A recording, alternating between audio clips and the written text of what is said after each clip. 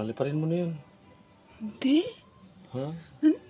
Ah, Paliparin mo na, oh. na. Tanggalin ko. Hindi. Ano ibig sabihin? Kinukuha ka na. Oo. Kinukuha ka na ni tatay? Paniwala ka dyan, eh. Panginoon lang nakakaalam kung kailan ka kukunin, Tam. Ha? Di ba?